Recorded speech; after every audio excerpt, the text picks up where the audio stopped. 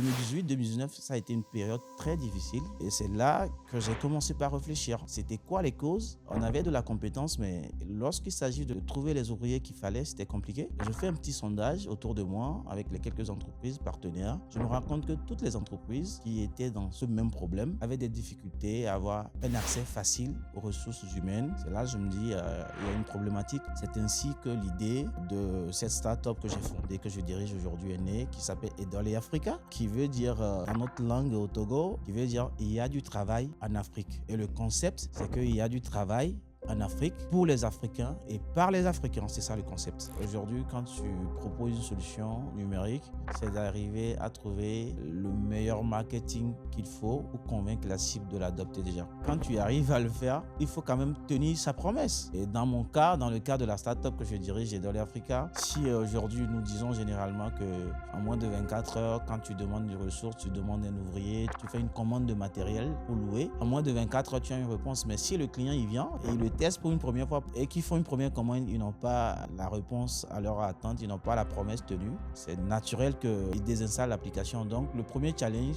c'est d'arriver à drainer des gens sur la plateforme, à convaincre les gens de l'utiliser, de l'adopter. Mais après, le plus gros, c'est de tenir la promesse qu'on fait à travers sa solution.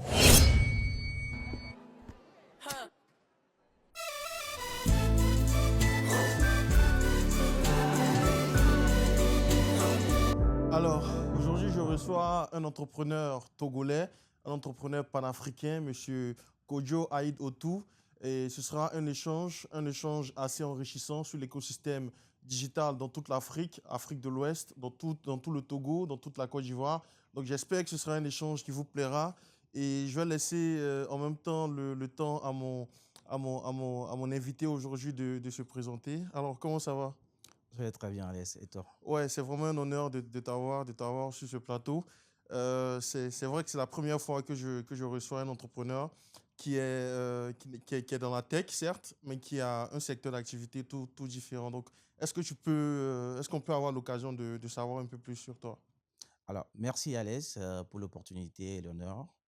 Je suis Kodjo Ayodotou, togolais, africain, ingénieur génie civil de formation, entrepreneur depuis bientôt 10 ans. Je suis le CEO et le fondateur de Edole Africa.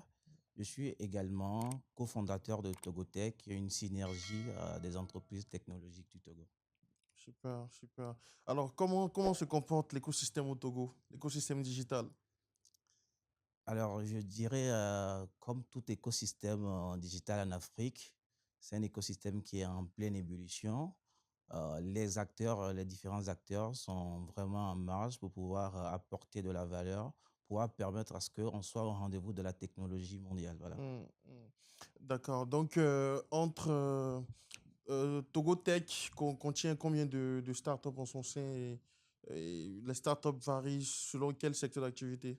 Alors, disons que Togotech, c'est un peu la synergie sœur jumelle de CI20, l'équivalent de CI20 au Togo. Et Togotech est créé depuis bientôt 1 an. Et à la base, Togotech est constitué de 13 startups technologiques qui ont tous des problématiques différentes qu'elles adressent. Alors, il y a le secteur du service et de la construction, comme ce que nous faisons chez Dolly Africa. Il y a la e-santé également. Il y a la fintech. Mm, Il y a tout ce qui est VTC également. mm, mm, mm. Et aujourd'hui, bon, on voit qu'en Côte d'Ivoire, on a des géants tels que Wave, Yango. On a beaucoup de startups, en tout cas, bon, beaucoup d'entreprises digitales qui quittent un peu d'autres pays pour s'implanter ici. Est-ce qu'on a ce genre d'entreprise aussi au Togo? Alors, je dirais déjà que quand je parle de Togotech, je parle de Semoa, qui est une boîte togolaise dans la fintech, Mm, qui est présente un peu partout en Afrique, peut-être moins en Côte d'Ivoire, mais dans d'autres pays, au mm. Togo, qui est une fintech vraiment reconnue. Je parle là de Gozem, qui Ah, est une ouais, Gozem, fintech je connais bien. dans le VTC et Ah, aujourd'hui qui scale par rapport à son produit sur l'axe fintech ok. aujourd'hui. Il y a également Kondik Ballet qui est dans la e-santé, qui est présent dans 3 pays. Il y a Solimi qui est une fintech également, qui est présente déjà dans 2 pays, notamment le Togo et le Bénin. Donc Mm, aujourd'hui, Togotech engage des startups dans divers domaines mais qui sont vraiment en route pour devenir de grandes entreprises technologiques. Hmm. Mais est-ce que des entreprises telles que Wave ou Yango sont implantées ou c'est-à-dire les Togolais, vous utilisez purement que les produits qui viennent du terroir ou Non, je ne dirais pas ça parce hmm, qu'aujourd'hui, je pense que déjà le Togo, c'est un carrefour de l'Afrique de l'Ouest. bien sûr, Petit pays de taille, mais grande c'est d'ambition. ça. Voilà, aujourd'hui, le Togo est au carrefour de l'Afrique de l'Ouest avec un port très stratégique, avec le siège de beaucoup d'organisations internationales comme EcoBank, comme la BOAD, etc. Et aujourd'hui, le Togo, c'est le lieu où vraiment beaucoup d'entreprises aussi sont installées, comme à l'instar de Askai, par Hmm, exemple, qui hmm, est une entreprise fondée au Togo, et EcoBank également, qui est fondée au Togo. Donc aujourd'hui, le Togo, c'est ce carrefour où beaucoup d'entreprises s'installent. hmm. C'est vrai qu'en tant qu'entreprise technologique comme Wave, Orange, on n'en a pas, mais on est un pays ouvert où on se dit quand même que c'est un marché de 300 millions de personnes, un marché ouvert où c'est de la compétitivité qui permet quand même de nourrir l'innovation, voilà, et le Ok. développement. Ok. Généralement, bon, souvent quand je fais des vidéos, j'ai pas mal aussi une partie de mon audience qui se retrouve au Togo, au Bénin. Et souvent, quand je parle de soit Wave, ils disent, bon, à quand Wave au Togo, à quand Wave au Bénin, tout ça, à quand Jamo au Bénin, tout ça. Bon, je me demande, est-ce que c'est pas les régulations qui posent un problème? Est-ce que le secteur, je veux dire, est-ce que le secteur juridique, l'écosystème juridique favorise l'éclosion des startups au Togo? Bon, je pense que tout comme, comme je le disais depuis le début, tout écosystème, nos écosystèmes ne sont pas encore des écosystèmes matures, Hmm, l'écosystème des affaires en général, mhm, et encore plus l'écosystème technologique, le doing business technology n'est pas encore mature. Mais il y a un gros travail qui se fait, comme tu le dis, sur la question juridique, sur en tout cas des incitations à pouvoir à drainer des investisseurs, des entreprises au Togo.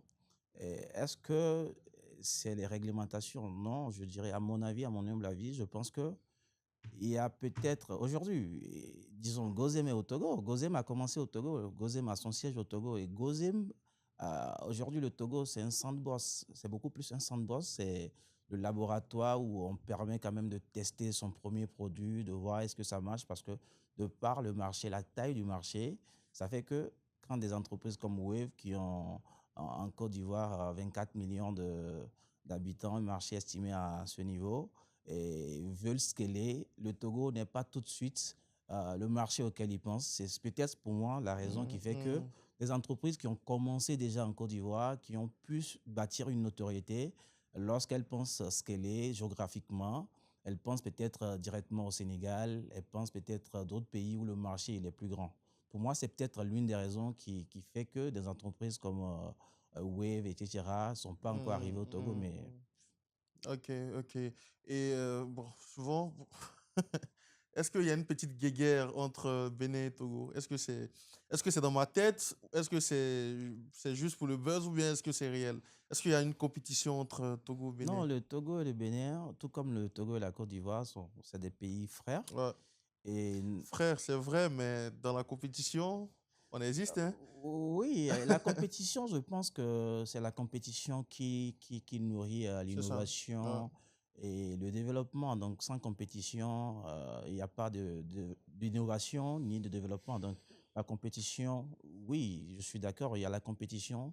Aujourd'hui, par exemple, les startups togolaises, aujourd'hui, elles ont envie quand même d'être au niveau de certaines startups qui sont déjà à un niveau plus avancé dans la sous-région. Donc, je suis Mhm. d'accord qu'il y a une compétition sur ce plan, sur ce taxe. Mais une compétition autre que ça, je ne pense pas. Mhm. Mhm. D'accord, donc pas de compétition en termes de talent. Je veux dire, on sait aujourd'hui que le Bénin quand même se positionne un peu comme, je veux dire, le carrefour des talents en Afrique de l'Ouest, talents digitaux et tout. Est-ce que, est-ce que les jeunes Togolais aussi prennent ça comme une compétition et se dire, OK, nous aussi, faut qu'au Togo, on ait des initiatives qui puissent faire grandir nos pays. Oui, bien évidemment, parce que Après, aujourd'hui, si nous, d'abord, comme je l'ai dit, je suis cofondateur de Togotech. Mm. L'initiative, j'ai été la première personne à appeler les différents startups à se réunir autour d'une même problématique pour pouvoir adresser mieux nos défis, pour pouvoir faire du lobbying vis-à-vis des institutions d'État. Oui, nous, on a envie quand même de faire une compétition. On n'a pas le choix de toute façon. Mm. Parce qu'aujourd'hui, on est sur un marché panafricain Mm. et quand on n'est pas au niveau, il y aura quand même des concurrents qui vont venir, qu'on le veuille ou pas. Donc, la compétition se tasse forcément. Et aujourd'hui, au Togo, il y a des entreprises qui viennent, qui font la même chose que nous, qui sont des entreprises étrangères. Et pareil, il y a des entreprises béninoises qui ont ouvert des filiales chez nous. Nous, on a une filiale au Bénin et la compétition, elle a lieu forcément d'être. Ouais, Et c'est ça, c'est au profit des consommateurs pour lesquels nous nous mettons vraiment à la mission. c'est ça, c'est ça. Donc, comment est-ce que tu arrives déjà à l'entrepreneuriat? Est-ce que dès que tu finis d'avoir ton bac, tu te lances ou comment ça se fait? Alors, donc, je dirais que de mon profil, je suis passionné par l'innovation, le développement, l'apport de solutions, en tout cas pour les besoins quotidiens. De mon parcours, comme je le disais, je suis ingénieur génie civil de formation. J'ai un parent, sinon mon père, qui a œuvré dans le domaine de la construction pendant longtemps. Donc, je suis un produit pur du BTP. Et j'ai toujours regardé mon père faire et j'ai ambitionné continuer dans ce domaine. Dieu merci.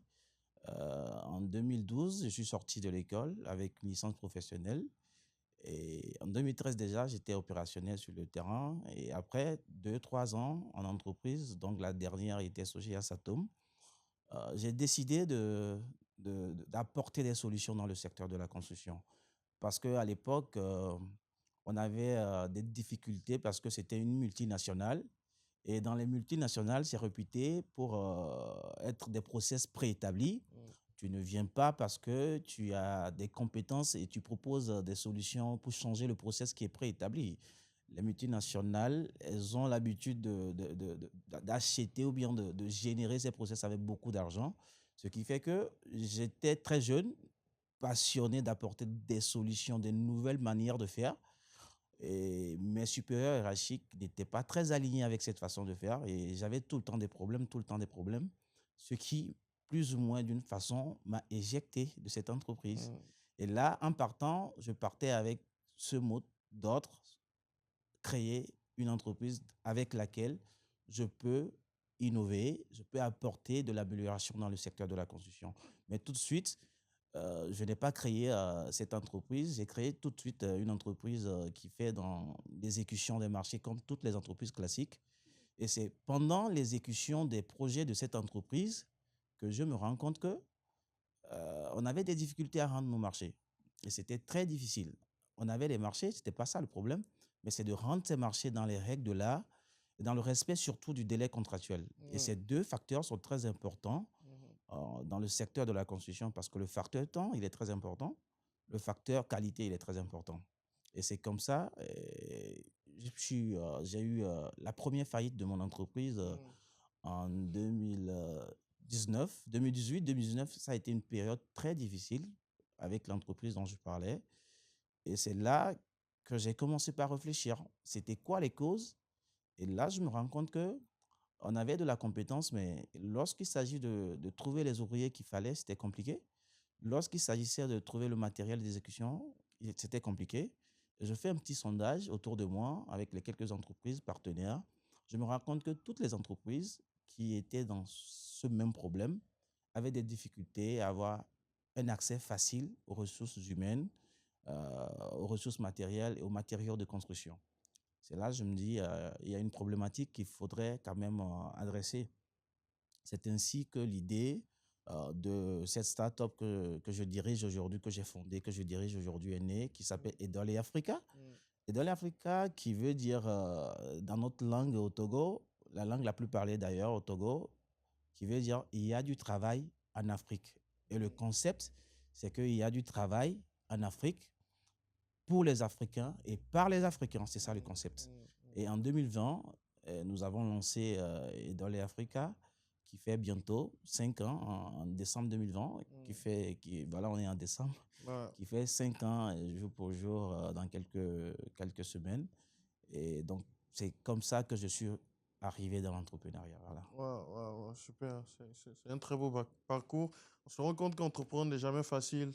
N'est jamais facile en entreprise et en Afrique plutôt. Et le succès ou bien l'une des réalisations ou bien l'une des expériences qui montre qu'un entrepreneur est vraiment aguerri, c'est que sa première entreprise a généralement échoué. Donc, quelles sont les erreurs que tu as faites dans ta première entreprise et que tu n'as plus fait pour Edole Africa pour que ça puisse tenir jusqu'à 5 bientôt 6 ans même, hein. Voilà. Oui, alors les erreurs, je pense qu'on en fait tous, et même à n'importe quel degré d'évolution, on fait toujours des erreurs, mais c'est de faire de moins en moins. Et déjà, je pense que comme toute entreprise, il y a un problème de gouvernance qui est là, hein. Mm, Et, au départ, c'est que il y a la gouvernance qui n'est pas à la hauteur des ambitions de ce qu'on veut bâtir, qui fait que on confond peut-être ses comptes aux comptes de l'entreprise. On a tendance à vouloir aider tout le monde avec les ressources financières de l'entreprise. On a tendance parfois à être pressé parce que mm, l'une des choses que j'aurais peut-être fait autrement avec cette entreprise, qui continue d'ailleurs d'exister, hein, parce que avec Idole Africa, qui a pris déjà la première année, a été rentable par rapport à nos entrées. Ça a permis quand même de sauver l'autre mm, entreprise. Mais aujourd'hui, ce que je ne fais plus là-bas, c'est que, et ce que je partage avec les plus jeunes, c'est que toute opportunité n'est pas opportunité. mm, Tout ce qui semble être opportunité, voilà, n'est pas une opportunité à saisir. Ce n'est pas toutes les opportunités qu'on saisit. Il faut le timing parfait.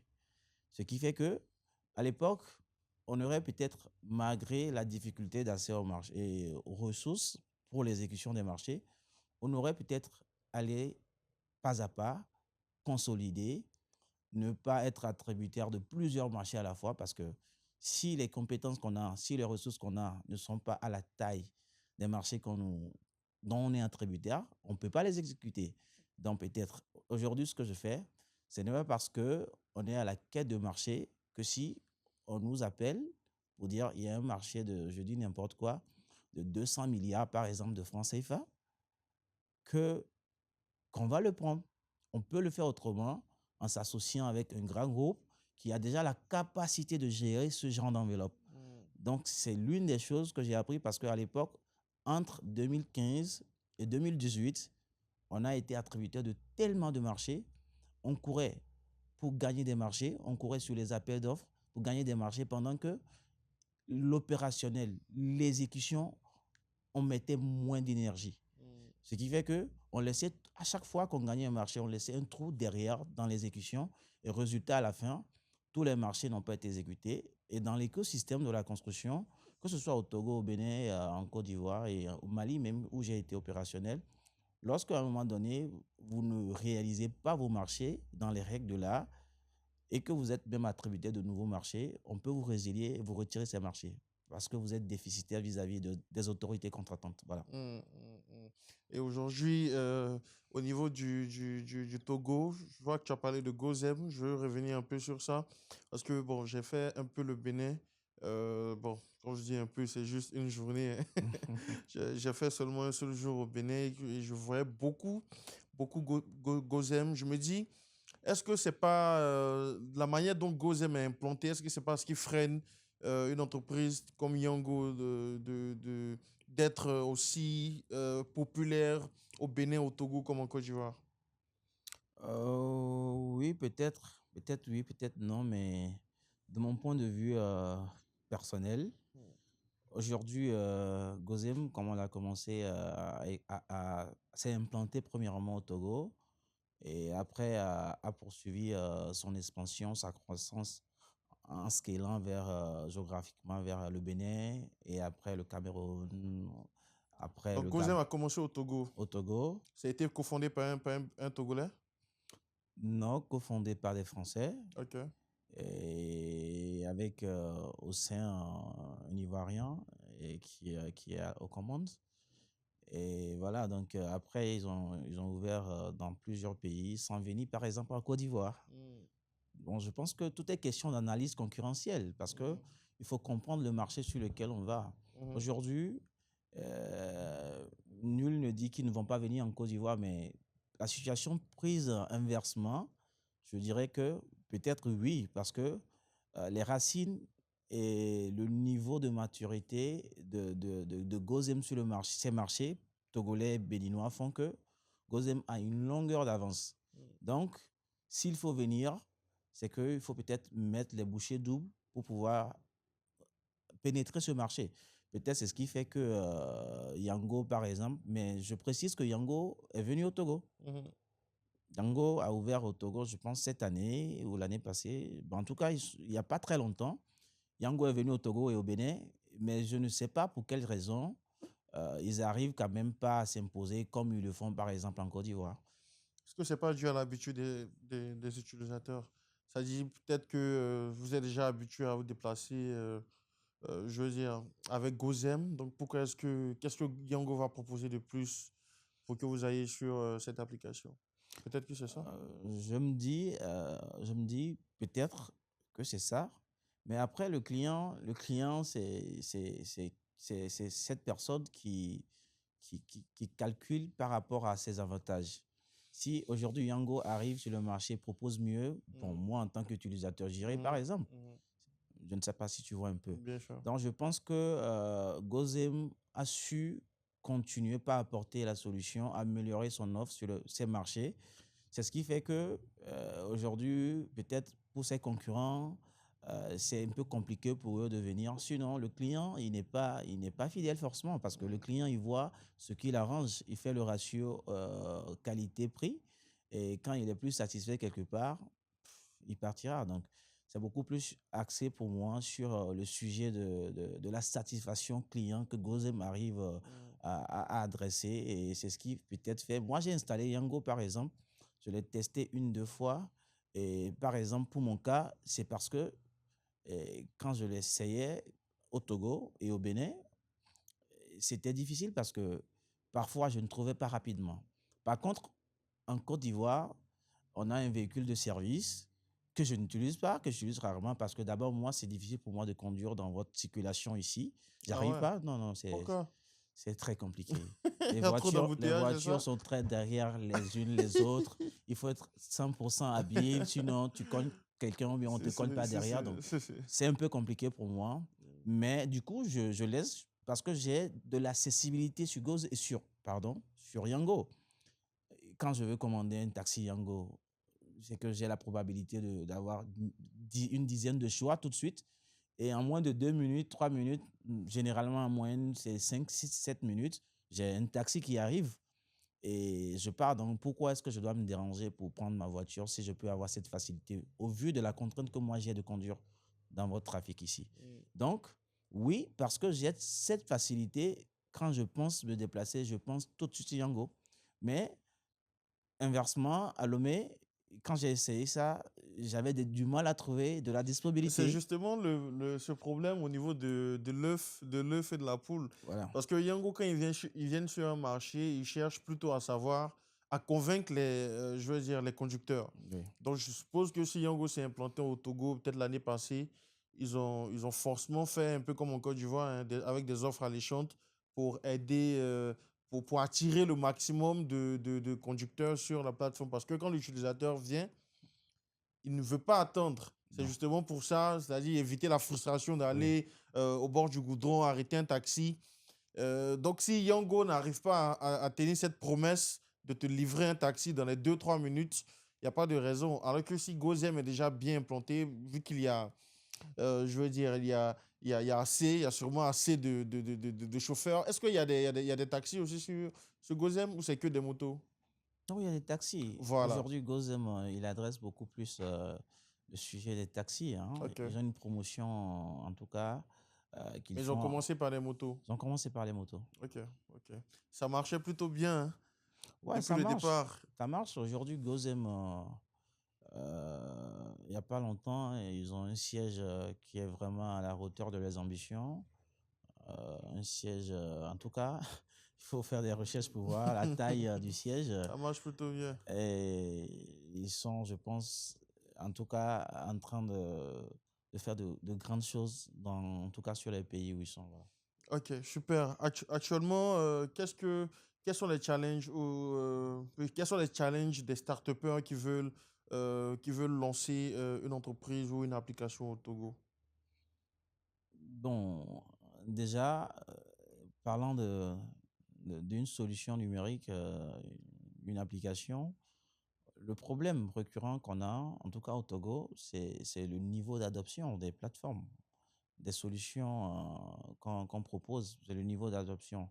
Mais déjà, nous, les pionniers, je dirais, et encore plus des sociétés comme Gozem qui ont commencé ce travail de balisage, ils ont commencé par éduquer déjà la cible. Donc, au départ, quand Gozem est arrivé, c'était difficile parce que les gens ils se disaient, mais je ne vais pas commander un taxi, je préfère sortir. Mais après, comme la solution elle était pertinente, les gens ils ont commencé par l'adopter. Et après, si je peux avoir de la facilité pour me déplacer à travers une application, pourquoi pas ne pas l'essayer pour commander à manger. Donc, ça a permis quand même de baliser le chemin, de permettre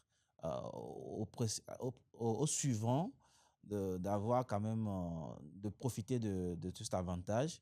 Mais le problème, il reste, il demeure parce que aujourd'hui, quand tu proposes une solution numérique, c'est d'arriver à trouver le meilleur marketing qu'il faut pour convaincre la cible de l'adopter déjà.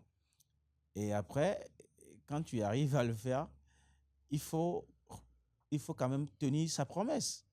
Parce que si tu me dis, dans le cas des VTC par exemple, que tu me rends la tâche plus facile d'avoir des taxis très rapidement et que je dois attendre 10 minutes, 20 minutes, euh, demain je ne reviendrai Ouais, plus. Je vais bien sûr. forcément, sans nul doute, désinstaller l'application. Et dans mon cas, dans le cas de la startup que je dirige, Edole Africa, si aujourd'hui nous disons généralement que en moins de 24 heures, quand tu demandes des ressources, tu demandes un ouvrier, tu fais une commande de matériel pour louer, en moins de 24 heures, tu as une réponse. Mais si le client il vient, l'utilisateur il vient et il le teste pour une première fois parce qu'on a un bon marketing qui permet quand même d'attirer des utilisateurs et qui font une première commande, ils n'ont pas la réponse à leur attente, ils n'ont pas la promesse tenue. C'est naturel qu'ils désinstallent l'application. Donc, le premier challenge, c'est d'arriver à drainer des gens sur la plateforme, à convaincre les gens de l'utiliser, de l'adopter. Mais après, le plus gros, c'est de tenir la promesse qu'on fait Mm, mm. à travers sa solution. Ok, ok. Est-ce que pour dynamiser l'écosystème, il y a des incubateurs, il y a des concours, je veux dire des hackathons, tout ça? Est-ce que ce genre d'événement-là se passe énormément à Lomé? Oui, je pense que, en tout cas, je t'invite Bien sûr, très c'est vrai. prochainement, ça me fera plaisir de te voir à Lomé. Aujourd'hui, donc je dirais pas, je ne compare pas, hein, mais pour être un opérateur économique sur le Togo, le Bénin, la Côte d'Ivoire, où on est depuis 2 ans, euh, je pense que le Togo a un écosystème technologique très avancé, en fait, que beaucoup ignorent parce qu'ils ne sont pas venus. Et la plupart des gens qui œuvrent dans le digital, dans la technologie, quand ils passent à Lomé et on leur présente beaucoup de choses, ils se disent, mais on ne savait pas que vous travaillez à ce niveau. Aujourd'hui, je pense que, de mon expérience, il y a plus d'entreprises qui excellent dans la technologie qu'au Bénin. Ok. Et pour répondre maintenant à ta question, les incubateurs, que ce soit nationaux ou privés, ça existe. Il y a des hackathons. Déjà, chez Togotech, on en fait tout le temps en collaboration avec divers services d'État, les ministères, pour pouvoir adresser des solutions aux défis quotidiens qu'on rencontre dans les services publics, etc. En tout cas, il y a un écosystème qui est en train de se forger et aujourd'hui, le ministère qui est en charge, le ministère de l'efficacité du service public, déjà le nom le dit, ministère de l'efficacité du service public, de la transformation digitale, qui a une agence carrément dédiée à l'innovation du secteur privé et des startups. Mm. Donc, il y a un incubateur national, il y a un data center qui est là, il y a en tout cas tout un écosystème qui est disponible. On a, au-delà, en dehors de ça, sur la structure elle-même, aujourd'hui, nous avons des câbles sous-marins, en tout cas, à la hauteur de l'ambition Mm. nationale sur le plan technologique. Non, c'est super, c'est super. J'ai vraiment hâte de découvrir tout ça. Parce que bon, je pense que l'Afrique francophone gagnerait à ce que chacun des pays qui constituent l'Afrique francophone est vraiment un écosystème bouillonnant parce que, comme tu l'as dit en début d'émission, c'est un marché de 300 millions de personnes.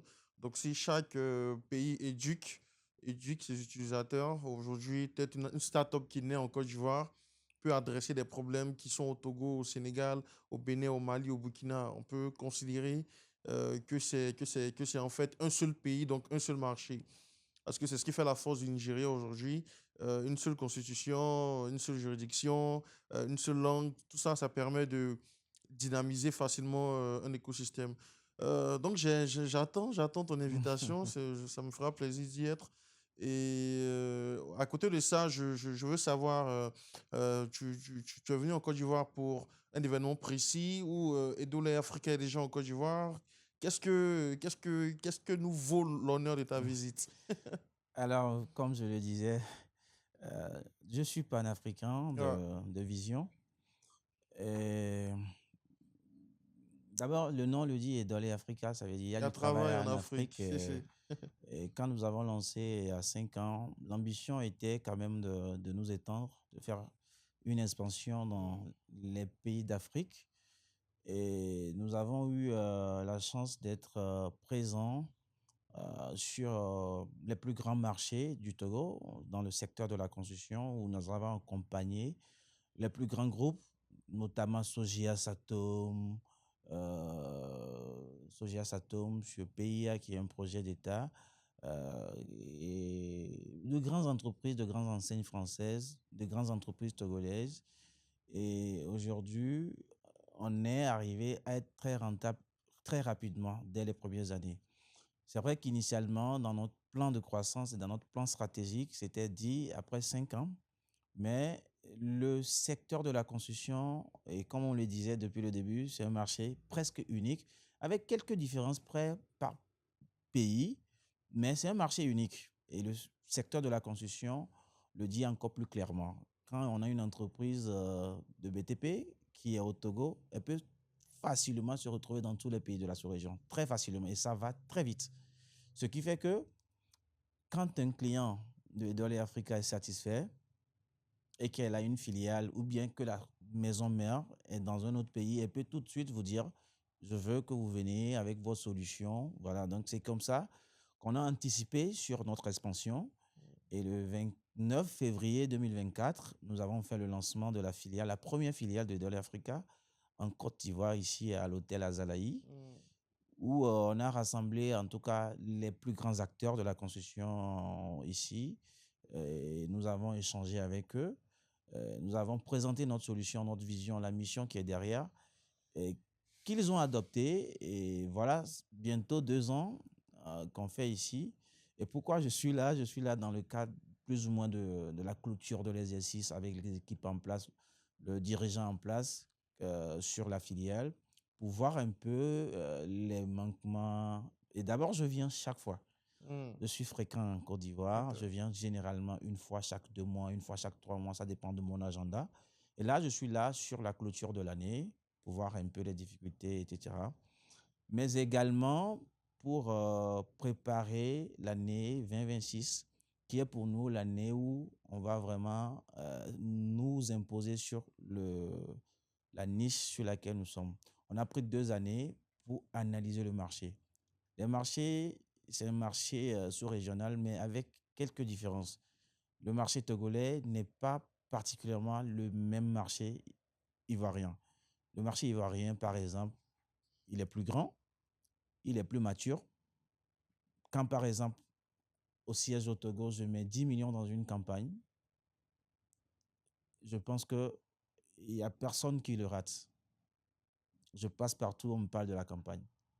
Mais nous avons fait ça en Côte d'Ivoire, je n'ai pas eu un seul coup de fil. C'est pour dire que c'est un marché très grand, et avec une maturité plus avancée, avec une compétitivité qui va avec également. Les compétiteurs sont plus féroces ici. Donc, aujourd'hui, pour nous, on a pris 2 ans pour analyser le marché. C'est vrai qu'il y a eu une étude de marché préalable, mais il fallait quand même qu'on soit présent pour voir les difficultés, pour voir les avantages et pour voir quelle stratégie il faut. Et aujourd'hui, nous avons pris 2 ans pour le faire. C'est vrai qu'on a eu quelques marchés et sur lesquels on a été opérationnel, notamment le dernier en cours qui est le projet de construction de la centrale photovoltaïque de Bondoukou avec notre partenaire de premier rang AMEA et qui est en cours. Mais cette année, on a pris sur nous d'analyser et pour nous, 2026, c'est l'année où on va prendre le leadership sur cette niche. Voilà. Wow, super. En tout cas, on vous souhaite beaucoup de chance, on espère que tout va bien se passer. Déjà en 2 ans, quel est le bilan? C'est vrai que tu dis que le marché ivoirien est mature, mais comment tu juges cette maturité-là? Par quel facteur est-ce que tu dis en fait que ce marché est mature? Bon, déjà, il y a un facteur qui est très important pour moi par rapport à la solution que nous on adresse. Bon, le niveau d'adoption du numérique, déjà, c'est un atout au fait pour nous. Ce qu'on n'avait pas au même niveau au Togo, par exemple. Ok. Donc, le marché, il est mature. Mm. Et ça fait que le timing, il est parfait pour parler de solutions numériques.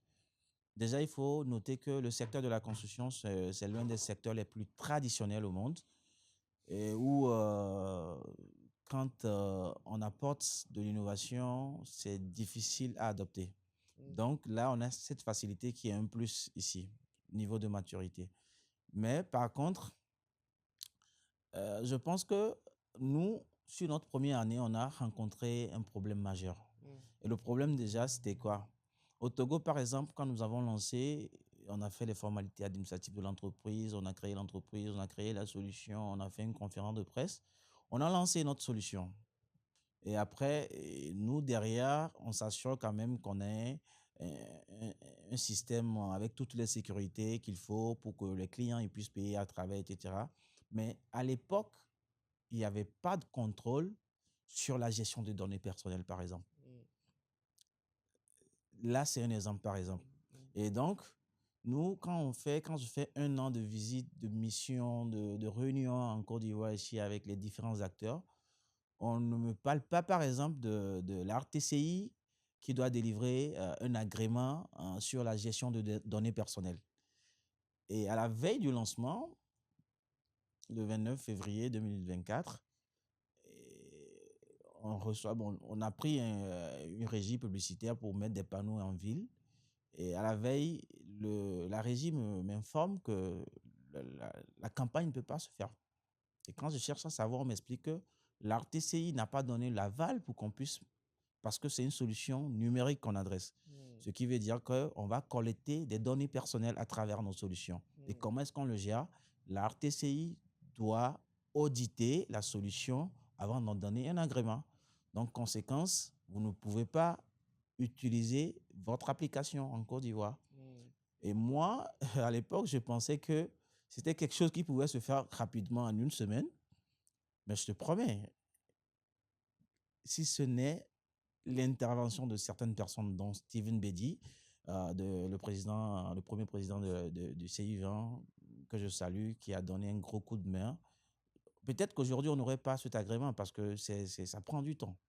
Donc, on a fait 8 à 9 mois où on ne pouvait pas utiliser l'application. Donc, résultat, on ne peut pas communiquer, on ne peut pas adresser la problématique comme on le fait par exemple. Mais cependant, les 3 ans qu'on a fait au Togo à l'époque, il n'y avait pas cette réglementation avant d'opérer.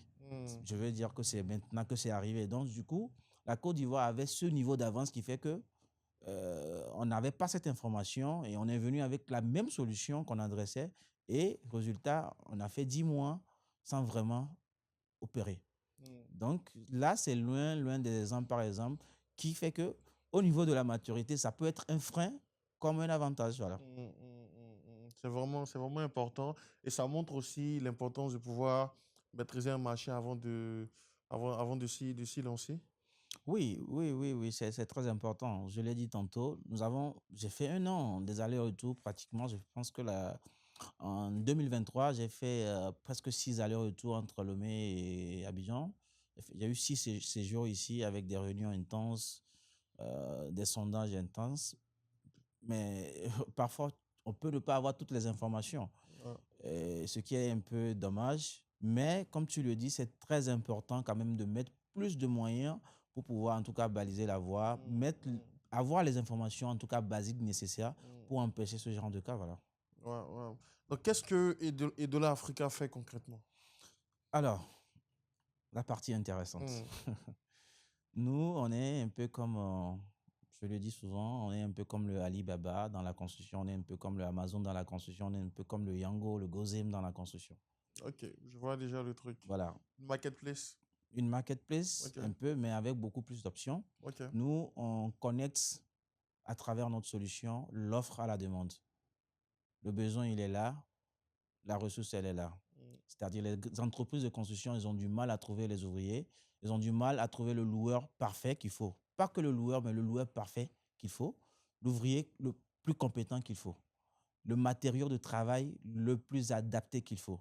Donc nous, aujourd'hui, on a une solution qui fait un tri, qui déjà recense ce qu'on a comme offre sur le marché et qui le trie sur une rigueur donnée et qui le met à disposition sur une plateforme. Donc, les entreprises, elles ont un outil all-in-one sur lequel elles viennent et elles ont les ouvriers qu'il faut en moins de 24 heures. Elles ont le matériel qu'il faut en moins de 24 heures. Elles ont le matériau adapté qu'il faut. Et derrière, parce que aujourd'hui, après 5 ans d'exercice, nous avons capté de la data. Nous avons une information, un maillage, par exemple au Togo, complet du territoire togolais. Nous savons les données qu'il faut, qui nous permettent d'analyser un peu l'écosystème de la construction. Donc, on a un quatrième vertical qui est le conseil.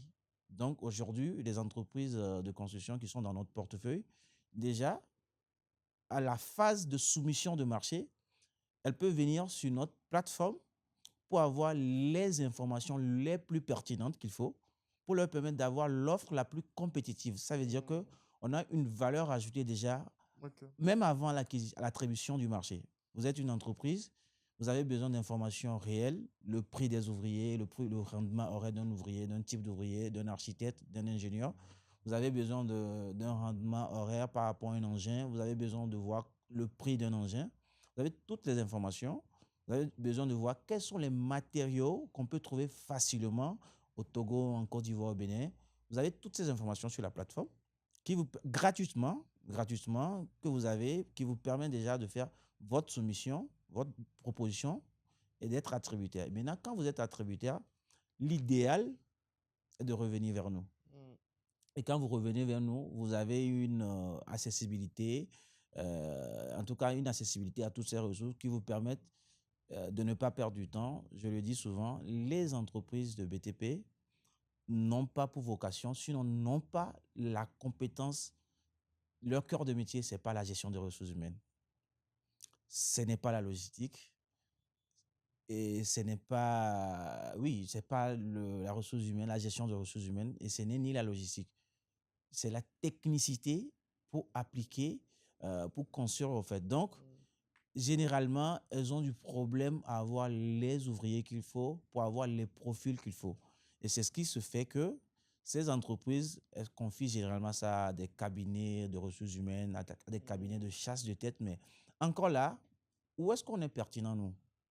Parce que quand vous confiez, par exemple, la gestion ou bien le recrutement à un cabinet qui est généraliste en recrutement, ce cabinet n'a pas l'habilité pointue que Edolé a de trouver le profil, le technicien qu'il faut. Parce que nous, on est focus sur le secteur de la construction. De ma formation, je suis ingénieur. On a une équipe d'ingénieurs très solide. Il y en a qui ont 20 ans d'expérience, 25 ans d'expérience. Donc, on a les compétences qu'il faut pour trouver les meilleurs profils et ce qui augmente la rentabilité de ces entreprises qui prennent les profils chez nous. Donc, ces entreprises également, elles n'ont pas de département fort pour la logistique. Elles gaspillent beaucoup d'argent déjà pour trouver l'engin, Mm. pour le gérer bien, pour l'utiliser et pour le stocker. Donc, nous, aujourd'hui, on a cette possibilité de leur décharger de ce travail chronophage qui fait qu'elles perdent beaucoup d'argent. Donc, voilà un peu ce que nous faisons. Wow, ça montre déjà que le produit est mature. C'est pas un produit que vous venez de lancer, vu que tu as dit que c'est depuis 5 ans maintenant, hein. 5 ans, Wow, le 22 décembre, on fera 5 ans jour pour jour. wow, wow, wow, wow. Et moi, je veux vraiment qu'on ait un focus avant de terminer l'émission sur le début. Parce que généralement, quand on a une application à lancer, on peut avoir plusieurs idées en même temps au niveau de notre domaine de compétences, au niveau aussi de ce qui se fait déjà sur le marché, chez d'autres concurrents. Donc, comment étaient les débuts de Edole? À quoi ressemblait la première version de l'application? La première version de l'application, quand je la regarde aujourd'hui, je ris parce que euh, je dirais que je n'ai pas eu, j'ai eu un long temps de réflexion sur la jeunesse de Dolly Africa, mais je suis très rapide à la détente, moi. Donc, je suis plus action. Pour moi, c'est pas la stratégie qui mène à l'action, c'est l'action qui mène à la stratégie pour moi. Donc, une petite stratégie, mais je corrige la stratégie en allant action par action. Donc, j'avais l'idée, je réfléchissais là-dessus, mais à un moment donné, je me suis dit, il faudrait qu'on lance, il faudrait qu'on fasse quelque chose. Et pour la petite histoire, il a fallu que 4 mois entre la période où j'ai décidé, il faut qu'on travaille sur ce projet, 4 mois pour qu'on fasse un lancement. Donc, 4 mois à l'époque avec presque pas de moyens parce que je rappelle, je le disais, l'entreprise que je dirigeais à l'époque était en faillite avec plus de 40 millions de dettes. Il n'y avait pas de ressources financières. On avait juste quoi? Le nom qu'on avait. J'avais quelques collaborateurs et j'avais bon, le matériel de travail. Mais il n'y avait pas de développeurs parce qu'on n'était pas orienté technologie. Donc, du coup, il a fallu essayer de grignoter ces moyens pour pouvoir, en 4 mois, construire la solution. Et on n'a pas pu, en 4 mois, finaliser l'application mobile. Néanmoins, il faut rappeler qu'on a un outil hybride, Mm. web application et application mobile. Tout peut commencer sur un et finir sur l'autre, donc c'est la même solution. Donc, on a pu quand même mettre à disposition l'outil à la web application, mais pas l'application mobile. Mais la première version, c'était une version que je dirais, si on avait tous les moyens, ça ne serait pas une version qu'on allait lancer. Mais elle nous a permis quand même d'avoir nos premiers clients, d'améliorer. Et aujourd'hui, je pense quand même qu'on a une solution qui est à la hauteur de nos ambitions. Super. Et les premiers utilisateurs, comment est-ce ils ont reçu l'application? Comment est-ce que vous les avez déjà trouvés et comment est-ce qu'ils ont apprécié l'application? Parce que c'est une innovation sûrement. Donc, c'est pas toujours évident pour des gens qui étaient habitués à un procédé de facilement comme ça changer. Donc, comment est-ce qu'ils ont accueilli l'application? Ça continue de rester l'un de nos plus gros challenges, de faire adopter l'utilisation de la plateforme par 100% de nos clients.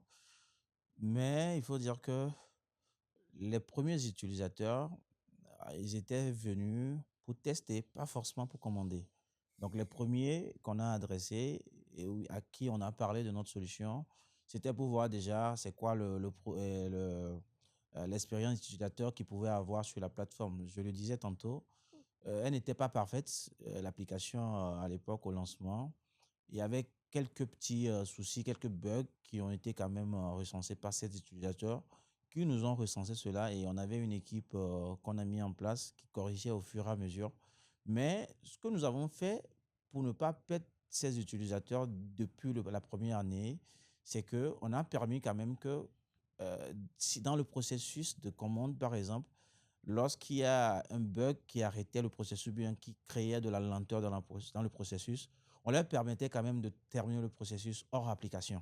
Mm. Ça a fait que à chaque fois qu'on améliore, on essayait de leur appeler, de tester. En tout cas, nous, dans notre secteur, on n'a pas besoin d'avoir 1000 clients. On n'a pas besoin d'avoir 1000 utilisateurs forcément. Mm. Parce que quand je parle d'utilisateurs, je ne parle pas des ouvriers, mais je parle des clients. Donc, du coup, les premiers utilisateurs, on est allé progressivement avec eux. Et aujourd'hui, je pense quand même qu'ils sont fiers d'être restés. D'accord. Donc, après 5 ans, quelle est la leçon que tu tires au niveau de cette expérience? Je veux dire, lancer un produit technologique en Afrique francophone. Quelles sont les leçons que tu tires? Parce qu'on arrive pratiquement à la fin. Donc, quelles sont les leçons pour quelqu'un qui débute, qui veut lancer son application? Qu'est-ce qu'il doit avoir en tête? Et quelles sont les perspectives? Après ça, tu nous diras quelles sont les perspectives pour les années à venir de Edola Africa.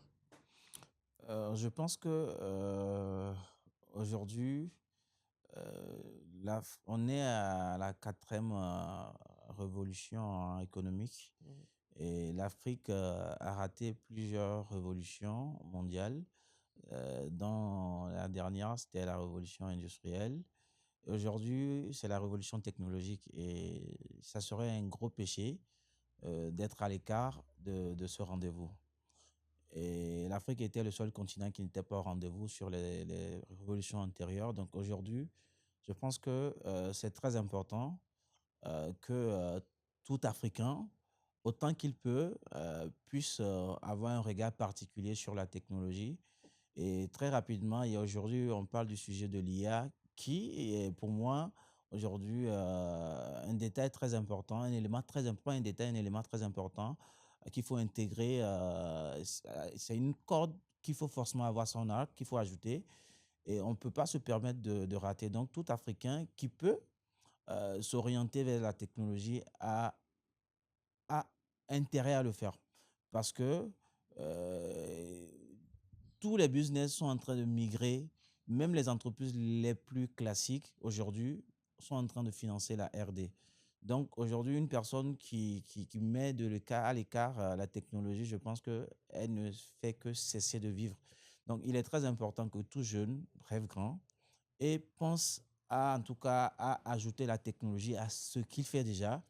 Et pourquoi pas, comme moi, essayer de trouver des solutions à des problématiques réelles qu'on vit au quotidien dans nos communautés et pouvoir essayer de l'adresser. Parce que nous, on est parti d'une idée à la base, c'est de créer une plateforme, pas numérique, juste une base de données sur Excel et de proposer ça à notre cible. C'était juste de créer un Excel maîtrisé où on a une base de données. Mais pendant la phase projet, d'avant-projet, à un moment donné, on s'est dit, il vaut mieux allier la technologie. C'est comme ça que nous sommes arrivés à dire il faut que ça soit plutôt, au lieu que ça soit une base de données gérée par Excel, ça soit une solution numérique. Aujourd'hui, le résultat, il est là. On est sur 3 pays. On permet à plusieurs entreprises et les grands groupes, notamment, comme je le dis, de pouvoir être 3 fois plus efficaces en termes de qualité, Mm. en termes de respect du délai contractuel et 2 fois plus rentable économiquement. Donc, je pense quand même que ces indicateurs sont très importants quand même pour encourager tout jeune qui part de rien comme moi pour pouvoir adresser une solution technologique. Et aujourd'hui, on ne parle même pas des milliers d'emplois qu'on crée au Togo, en Côte d'Ivoire et au Bénin. Waouh, waouh, super, super. J'adore recevoir des entrepreneurs visionnaires qui résolvent vraiment un problème. Donc, on arrive à la fin de cette émission. Ça a été vraiment un échange assez enrichissant. J'ai appris beaucoup de choses malgré le peu que je sais déjà. J'ai découvert l'écosystème togolais sous un autre œil. Donc, j'attends avec impatience ton invitation au Togo. Je vais découvrir l'écosystème grâce à Togo Tech que tu as cofondé. Et voilà, on te souhaite beaucoup de chance ici en Côte d'Ivoire. Les années à venir, il faut que Edolay puisse s'implanter en Côte d'Ivoire et puis après au Mali, au Burkina, en tout cas dans tous les pays francophones. Donc là, je vais juste te demander si tu as un mot de fin sur lequel on va clore l'émission et on va se dire à bientôt. Oui, merci. Je pense que j'ai manqué en 1 minute, je le dis très rapidement, les perspectives. Mm. Comme tu viens de le Ouais, dire, ouais. c'est le souhait que tu as et ça fait partie de nos perspectives. C'était déjà en 2026, comme je l'ai dit, c'est de consolider les 3 pays sur lesquels nous sommes. Togo, Côte d'Ivoire, on a déjà le lead sur le marché togolais, sur le sujet qu'on adresse. On veut avoir le lead en Côte d'Ivoire, on veut avoir le lead au Bénin. Et dans les 5 prochaines années, c'est d'arriver à ouvrir 2 pays supplémentaires. Mais étant donné que nous sommes une start-up, nous avons commencé, nous ouvrons bientôt un round pour lever des fonds. On est en discussion avec plusieurs investisseurs actuellement pour lever des fonds. Et c'est ces fonds qui vont nous permettre justement de nourrir nos ambitions, de consolider les 3 pays, de prendre le lead en Côte d'Ivoire et au Mhm. Bénin, et également d'ouvrir dans les années à venir 2 autres pays. Et tout ça dans l'intérêt des communautés, dans l'intérêt des Togolais, des Ivoiriens, des Béninois, des Maliens, des Sénégalais, de créer massivement de l'emploi. Ouais, super, super. Un mot de fin, Ouais. je pense quand même que je suis le prototype parfait du Togolais ou bien de l'Africain qui a fait ses études qu'au Togo et qui peut-être il y a 2 ans est parti à HEC de Paris pour faire une formation en stratégie d'entreprise pour pouvoir nourrir, Mm, soutenir l'ambition de croissance de les justement. mm, Mais quand même, à la base, je suis un pur produit togolais et je pense quand même que le paradoxe ou bien le problème de nous, les Africains, c'est le fait qu'on ne connaît pas notre puissance. On ne sait pas de quoi on est capable. mm, Et les Africains sont autant capables de toutes les choses que les Européens, que les Américains, tant qu'ils mettent de la rigueur, tant qu'ils mettent de la discipline, tant qu'ils rêvent grand comme ces personnes. mm, mm. Et moi, j'appelle aujourd'hui tous jeunes qui nous écoutent, toute personne qui nous écoute, de rêver grand, de mettre de la rigueur, de mettre de la discipline et de croire en ses rêves pour qu'on puisse ensemble bâtir le rêve africain. Super. Merci. Merci encore d'avoir suivi cette émission. On se dit à la prochaine. Merci.